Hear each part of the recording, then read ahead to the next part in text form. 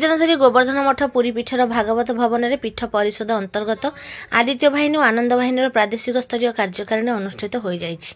आदित्य बाहिनी ओडिशा प्रांतर साधारण संपादक कुमार सत्यजित बेजंक सूचना अनुसार ओडिशा राज्यर प्राय 23 जिलार कार्यकर्ता और पदाधिकारी समूह कार्यकारिणी भाग नहीं। राज्यर उपसभापति रघुनाथ महंती संयोजन में 2 दिनिया राज्य कार्यकारिणी अनेक गुरुत्वपूर्ण प्रसंग रे आलोचना करा जाई आगामी दिन में सर्वसम्मतिक्रमे प्रस्ताव पारित करा जायछि। शनिवार संध्यारे राज्यर कार्यकर्ता मानक पुरी शाखा तरफ स्वागत करा जायथिला एवं कार्यकर्ता मानकर नाम पंजीकरण मध्य करा जाई परिचय होइथिला। पूज्य जगतगुरु पीठाधीश शंकराचार्य महाभागंकर निजस्व मानस संगठनर प्रादेशिक कार्यकारिणी वर्षरे 2 थर अनुष्ठित होता है।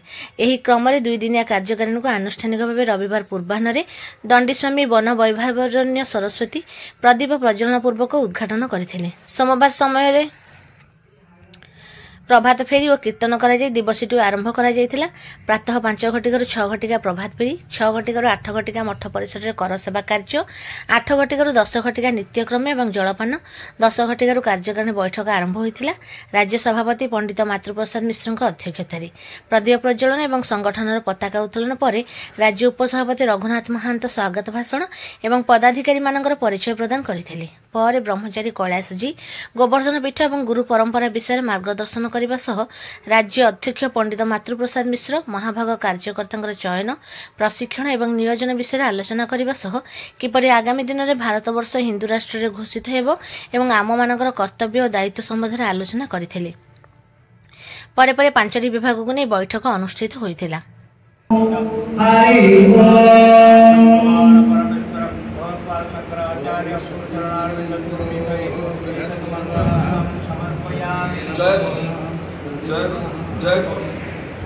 धर्म की अधर्म का सेवा क्षेत्र में योगदान बहुत गुरुत्वपूर्ण रही। घटगा तारिणी मंदिर मातृप्रसाद मिश्र अध्यक्ष आदित्य बाहिनी गोवर्धन मठ पुरी ओडिशा प्रदेश कार्यकारिणी प्रतिवर्ष पुरी रे गोटे थर और पुरी बाहर राज्यर अन्य जिला केन्द्र में गोटे थर अनुष्ठित होता है। से क्रम आज गोवर्धन मठ पुरी ये भागवत भवन प्रदेश कार्यकारिणी अनुष्ठित हो गतकाली संध्यार कार्यकारिणी आरंभ हो कार्यकारिणी प्रायतः 23 जिलार उपस्थिति अच्छी।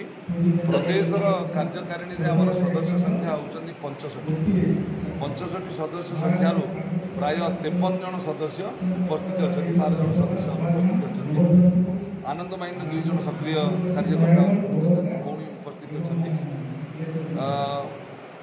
आगामी योजना जो कार्यकारिणी आम आज प्रस्तुत कलु से आगामी योजना भितर बिंदु मुख्य कथा रहा भारत हिंदू राष्ट्र घोषित हो से चाहे केंद्रीय शासन तंत्र राज्य शासन तंत्र साधारण जनता केमती जन जन ने जनमत सृष्टि कर लोकमत राजमत एक प्रमाण करने यही पुरी पीठर पूज्य शंकराचार्य जिते निष्पत्ति नहीं निमित्त होकर संकल्प कर भारत हिंदू राष्ट्र हो से हिंदू राष्ट्र संकल्पना को चरितार्थ करने ये एक मूल बिंदु आम आज प्रस्ताव पारित है।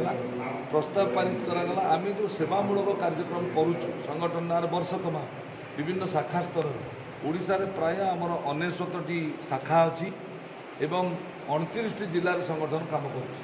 गोटे जिलार वर्तमान पर्यटन आम शाखा करूँ आगामी दिन में ये 29 जिलार 69 शाखार आम नीतिगत निष्पत्ति आमर पाक्षिक बैठक हम सेवा हम सत्संग हम विभिन्न उन्नयनमूलक कार्यक्रम सेवामूलक कार्यक्रम आध्यात्मिक सांस्कृतिक धार्मिक कार्यक्रम तो हम किंतु ता सहित आम आगामी समय समाज पाई वृक्षरोपण को गुरुत्व दौचु रक्तदान शिविर को गुरुत्व दौचु विभिन्न समय विकास ना समाज को जो दोहन कर समस्ते मुक्त रहतु भौतिक लौकिक जीवन व्यवस्था अंतर होकर समस्त आध्यात्मिकता प्रति समस्त मन में गोटे जागरूकता आसू महाप्रभु जगन्नाथ और जगतगुरु ये जो गुरुपीठ प्रति लोकंर आस्था और अपनत्व हो ए प्रकार जागरण जन जन करने राज्य कार्यकारिणी निष्पत्ति निगला।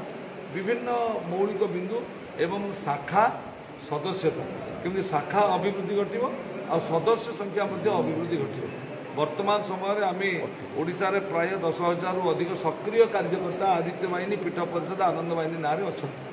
आमे चाहूँ ताहा केमिति आगामी वर्ष में सर्वनिम्न 25,000 स्वयंसेवक पहुँचू पीठ परिषद अंतर्गत आदित्य वाहिनी आनंद वाहिनी ना ता सहित आम जो 99 शाखा अच्छु कम से कम केमिति 150 शाखा प्रति विभाग को आमर 5टी विभाग ओडिशा विभाजित पूर्व पश्चिम उत्तर दक्षिण मध्य प्रति विभाग को आम टार्गेट देचु शाखार विस्तार हम सदस्यता विस्तार एवं सेवा सत्संग स्वाध्याय संकीर्तन धार्मिक आध्यात्मिक कार्यक्रम ये मध्य अनुष्ठित हो ए प्रति नीतिगत निष्पत्ति निया